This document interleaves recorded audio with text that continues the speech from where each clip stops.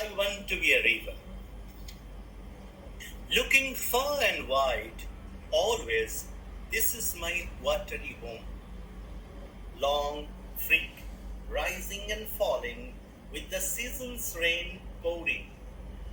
Life's motions, cycles of the green, echoing obstacle, senses alive. I want to be a river someday. I want to be a river someday. When my prayers will be done, when my small body finds a shadow, when my old mother allows me to go. Unseen, painless, absorbed in pionate, at the odd hours of the day, at night, sleep. Unseen, sleep through the rivers. My second poem is Dancing in Time. Every loss is a faith somewhere. All rivers rise civilization. Each of us has a home, silence away from home. Each one has a destination here, there, somewhere.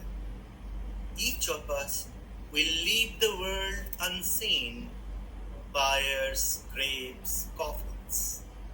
All streams will not reach the sea. Some take other paths. All of us wait for the clock, old busy hours, killing us every day, every moment, building a new faith somewhere. Far and away from my doorways, far from these trees, the stream of Tulum, leaving behind all contacts of Kolkata or beyond. Long nights take away my sleep. Silent doors know my heaps of sighs. My towels have your name. Hours run tick-tock, breaking me, dancing in time, with all smiles everywhere in the field. Home, sweet home. I try to think of home, where my feet are, door after door, with a key that is not. I travel between joy and more joy, not understanding what to grow into myself.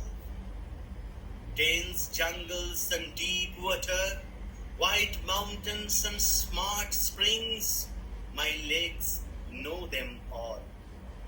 My daughter has a question. Father, where is the window that you carry?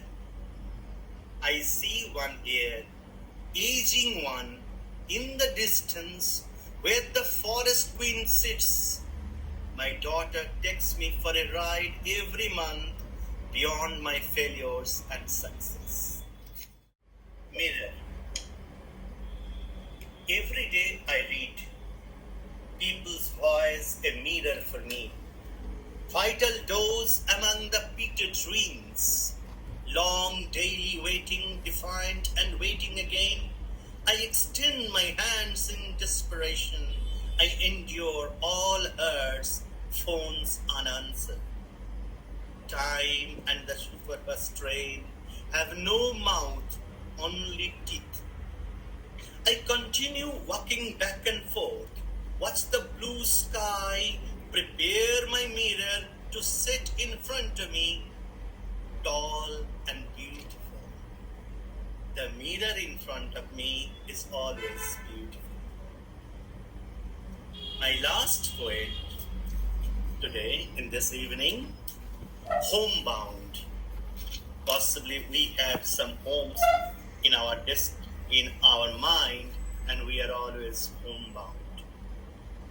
Everything I learned, many things in these big salt trees, shadows of the early night, the flutter of birds moving home. There is a poem for each one of them. All homeward birds after the day's toil, I follow them close, green after green.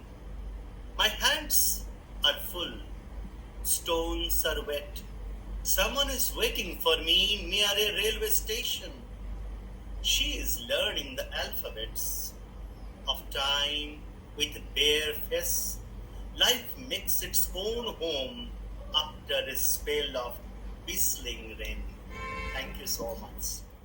What a beautiful reading, all four poems. I'm sure all of us agree, each so different and rich and inspiring and so varied in the way you look at life. You look at, I would say very quickly because I don't want to take too much time, but also you're a poet who experiments and thinks about what it means to be mortal and to do it so beautifully. That's the river I feel that's running through your poems, the river ones and the non-river ones. Thank you so much. And so inspiring what you said, that for a poet, there are no dark times.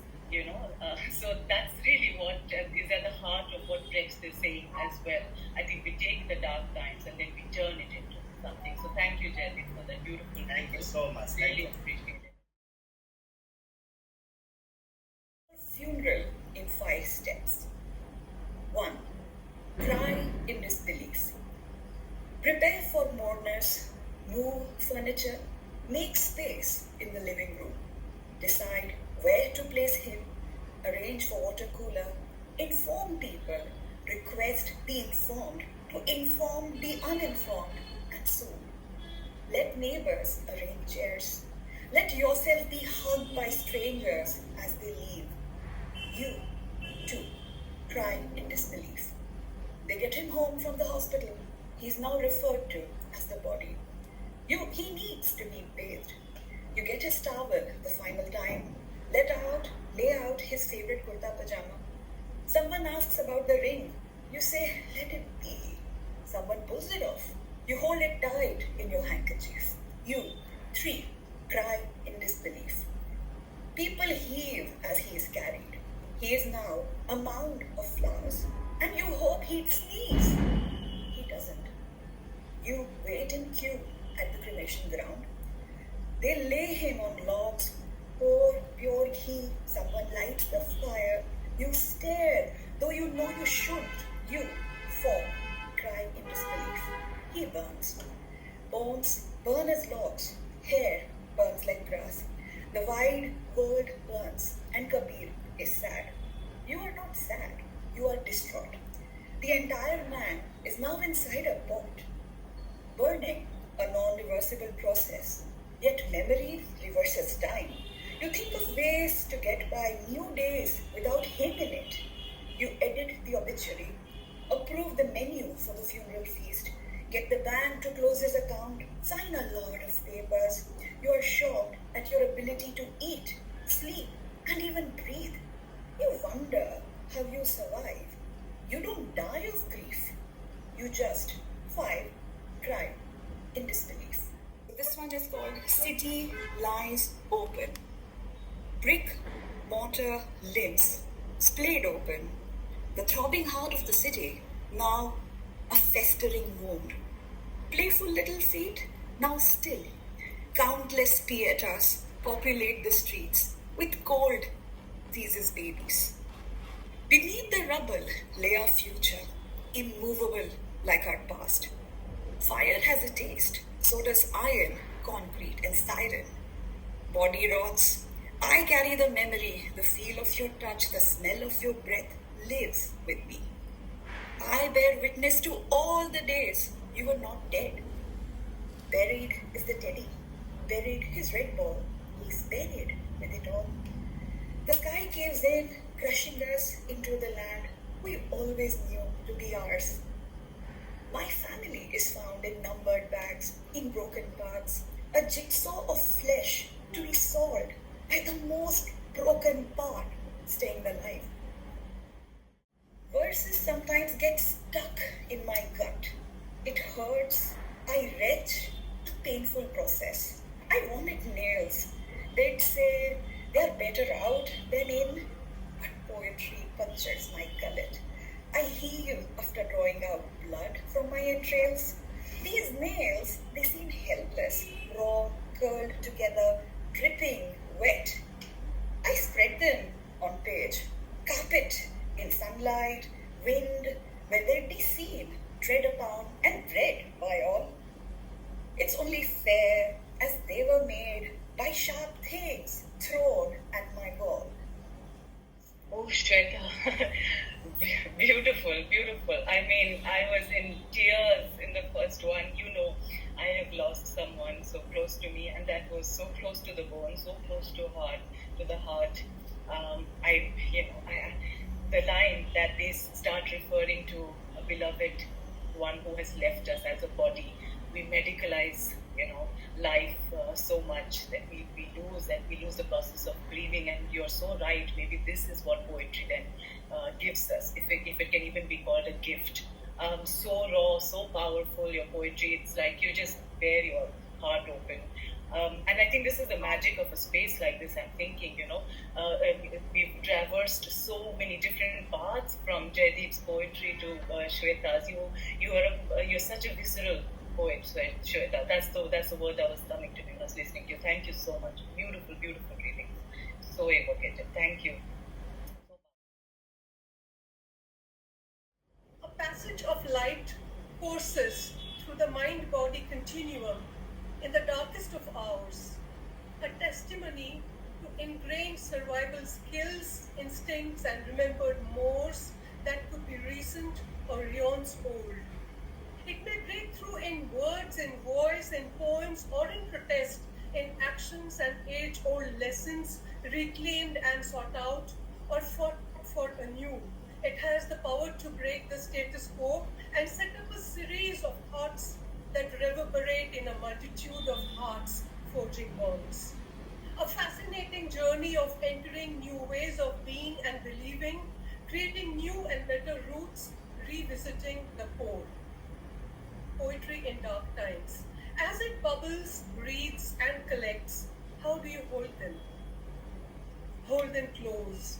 As bouquets of rapturous roses, your searing triumphant verse, your soaring emotive words, hold them close. Hold them like candles lighting up your darkest hour. As they speak to your soul and your core, hold them close in the bleakest hour when everything seems to be falling apart, for words will endure. Hold your thoughts in words of grace and hope and faith that the dawn will arrive yet more resplendent and miraculous, and you will be waiting to greet it with open arms. And if fate so decrees that the wait is even longer, then your breath will be held in moments that spark your inner fire, and you emerge transformed through the storm. Hold them close, your thoughts, your words, your poems. A poet's prayer for you. My prayer for you is a golden orb of hope expanding in your heart forever.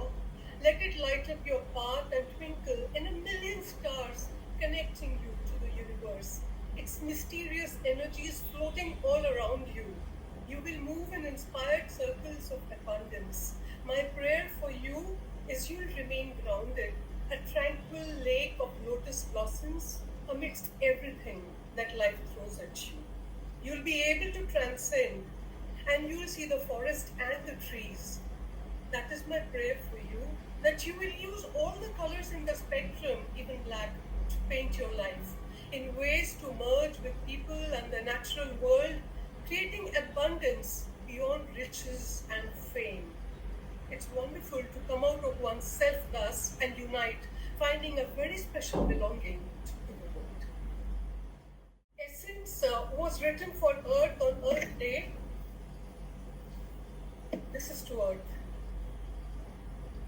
All who wear fool's gold, please remember where the true shine is, and remember that the earth is no one's fool. Now the ceremony of gratitude, which extends over entire years, but is mostly voiced today, begins. Dew.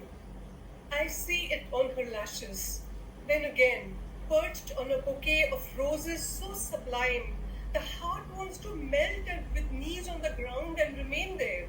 A stream of endless drops over mountains and rolling boulders, dew distilled essence of earth, sky, rain, fragments of ancient love. When I weep for you, earth, It is dew on my lips, my eyes, my entire being fills with you. I know of no other way to cry. In laughter and in pain, it is you. Lightning may strike an invisible hand, steal your love, your precious things. Yet, earth, you revive while knowing them all. I walk with you heart to heart, tremulous at the quakes and hubris, yet knowing you will heal and let us heal with love. Erasures. Boundaries are faint, hazy, thin lines evaporating into nostalgia, crumbling away, one known at a time. The jasmine, the rose, an old lane that was mine fade away, and a blankness descends where the evening once was. It drips away drop by drop, its essence just a memory now, the way metals lose their shine and people corrode. When you see women wearing teardrops in place of pearls, their necks still glistening as they fall across and over the country's limbs, you wonder if a war is on and the enemy within. Newspaper headlines of extraordinary violence against women, girls continue unabated. In fact, they have escalated beyond comprehension, and as of date, it has acquired horrific proportions and regularity. Sitting still, thinking over things. Sitting still, thinking over things, beauty persists even in heartbreak. Feelings of disbelief, despair, outrage float into vision. There's a throb in them, each a giant throb, and a poet uses it to power the rhythm of words so they spiral up into miraculous zones of discovery. It's a curious, heartening, elevating moment, almost an epiphany. Sitting still, thinking over things, beauty still persists even in heartbreak. This was called Moksha, but here I'm reading it as Cycles of Light. The beautiful tree perceived with devotion is ever present, and the luminous cycle of knowledge keeps going around, enlightening people through the ages, bringing peace, solace, compassion, kindness, understanding, and bliss. The bliss that is inherent, eternal, and only covered by a thin veil of worldly preoccupation that can drop off in an instant through evoked emotions or rasa, embodied in the arts, literature, music, dance, drama, poetry, or practice of the righteous path. Circles of light illuminate all through the ages. Thank you very much. Oh, thank you, Smeetha. That was a treat. It was, it was like being at a retreat for the soul and the heart and so on.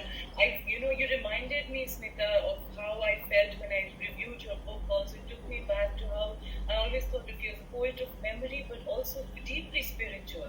Your work, your ideas, your words, they're so connected to nature. And you're one with the universe. So I'm not surprised that that's what your artwork is called also. And that came through in these very beautiful, very wise, weighty, at the same time very light words, and extremely inspiring. What does one do, right? One can sit still. And that's also something to do, something so important. Thank you, Smeetha. What a treat. I think there will always be singing about our pets because that's how we rein in our power, knowing that we have a voice, and whether it's on paper or through spoken word. So that's my take on the subject. Because Sonali has mentioned the book, I would like to read from it since it's special to me because it's my first one. It's in Hindi, and I feel extremely frustrated with the victim narrative, and I really feel like no matter what happens to me, ultimately I want the power back with me. So thinking about that, I wrote this poem called Ek Nayi Peshkash. I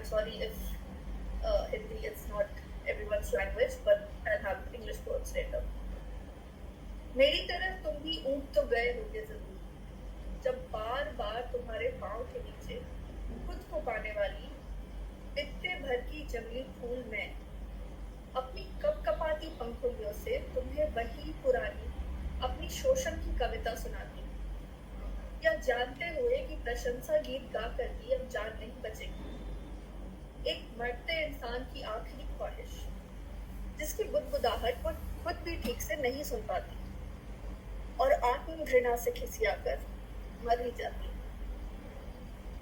आओ अब की बार कुछ नया करें, एक नया खेल इजाद करें।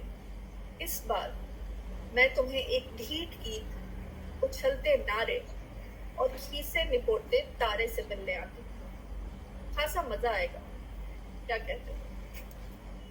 This one is called Vicarious. I was working with a human rights organization and we were doing work around custodial torture, which was really disturbing. So I think this was something that came out of it. Vicarious. I smear my lips with red chili pepper, salivate between my short breaths, biting down hard. The searing taste reassures me of iron within my dream of hot pursuit. I wake up in a sweat, pour my head into a bucket of water, clamp down my nose and mouth, counting 1, 2, 3.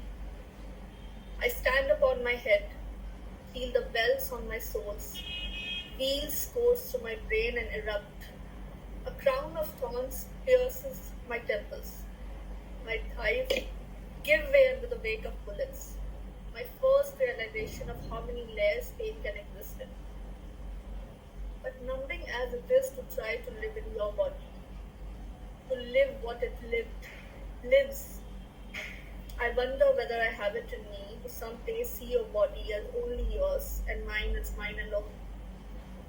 But I don't want that. I don't want to be left alone. It's pathetic, I know, these imaginings.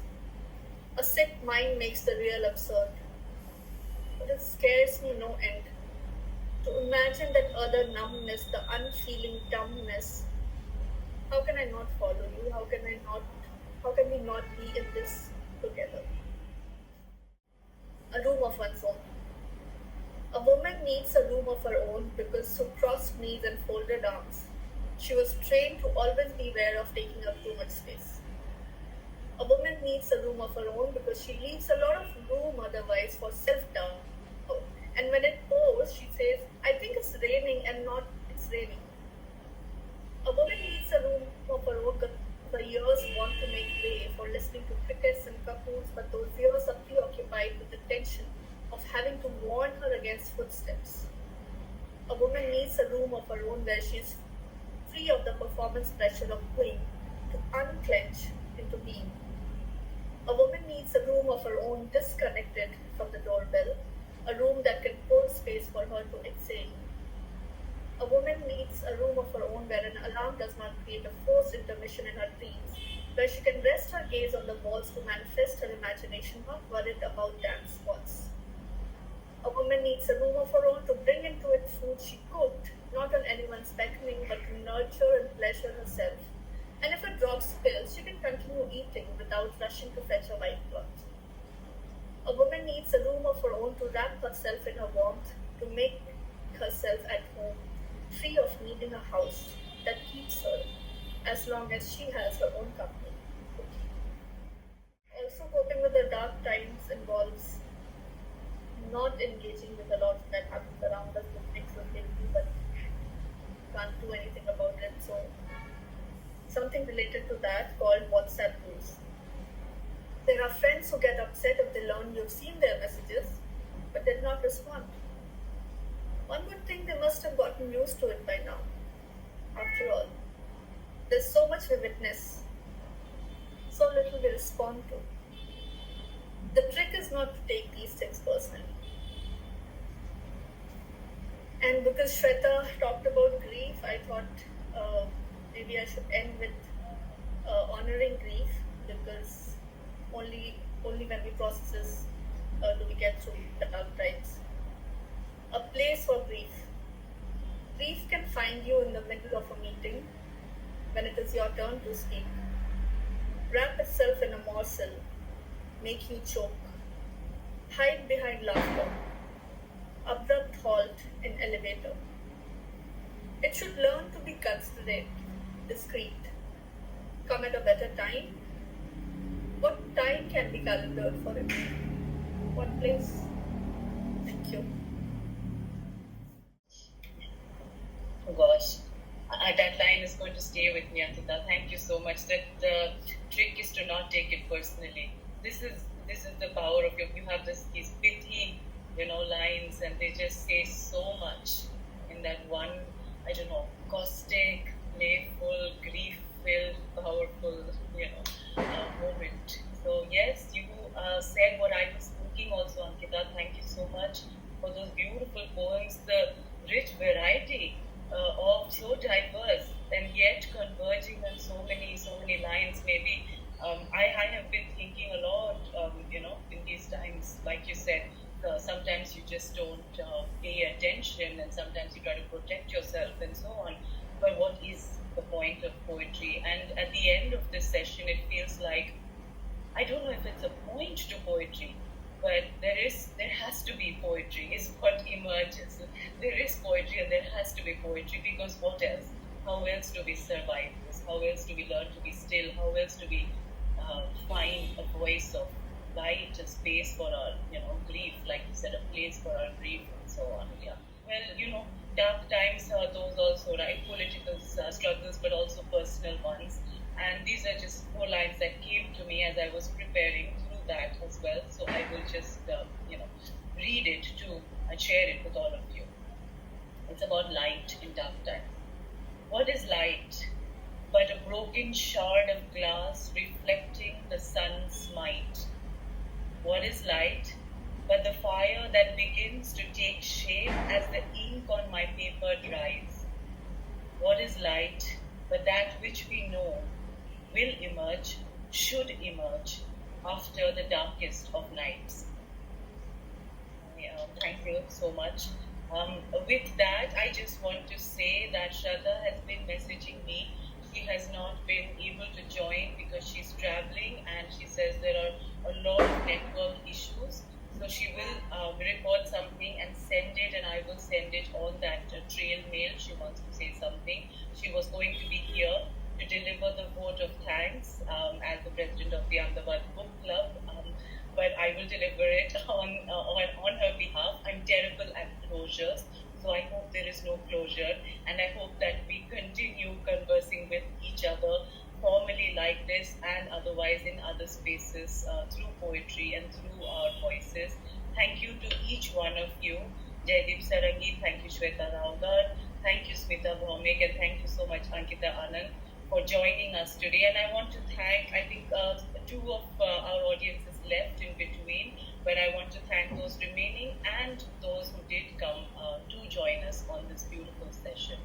And with that, I think we wrap up in good time. Thank you, Sonali, for hosting it, and thank you, wonderful minds that we met in the. Thank you all. Write more, read more. We are hungry for reading. We are hungry for reading. Yeah, insatiable. We want to read more and more and more. Very true. Very true.